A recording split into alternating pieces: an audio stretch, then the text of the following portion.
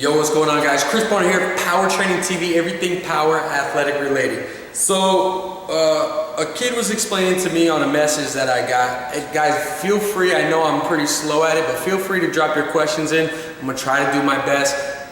Avoid the height, weight, stuff like that. Just try to give me bare bones of exactly what you need. Anyway, the guy was explaining to me, he's saying that he can jump really high. He's heard me say that, Chris, if you could jump really high, it usually correlates over to running really fast. What he's explaining to me is he jumps really high, but he's really slow as far as running. Okay, so what he tells me is his acceleration fast, his burst is really good, but his top end speed sucks. He says he always gets walked down. So real quick, I'm just gonna take a stab in the dark at this. I have not seen this guy run. I have not seen any kind of video of what his mechanics look like.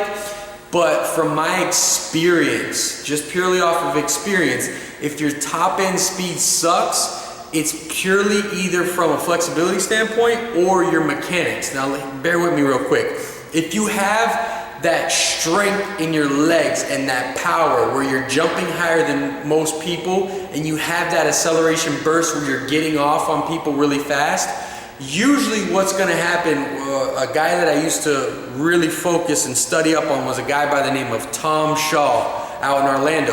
And one of his terms that he used to tell a lot of the DBs was you're going nowhere fast. And what this meant was these DBs would come in, right, defensive backs, and they would be so quick and so skilled, but because they were not taking steps, right, because they were not producing enough force downfield, they were just taking a lot of steps in place. So what he would try to do for his sake, for that sake, I'm gonna answer this in two parts.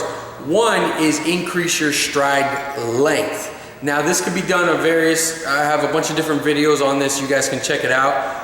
That might be an idea. What I tend to see on the other coin is that you may not be going through the full hip extension. And what that means is this. Basically, as you're sprinting, I don't know if you guys can see me here, but as you're sprinting, your hip is not going through full extension, right? So your hip flexors are so tight, right, from maybe sitting or what society causes these days, that you're selling yourself short in your entire stride. So it's pulling up before you could go in full extension of the hip. So what you would need to do in this case is you just simply need to stretch your hip flexors over and over again. If that power's there in the acceleration, it's not gonna be lost in the top end speed, it's just you need to get your mechanics right.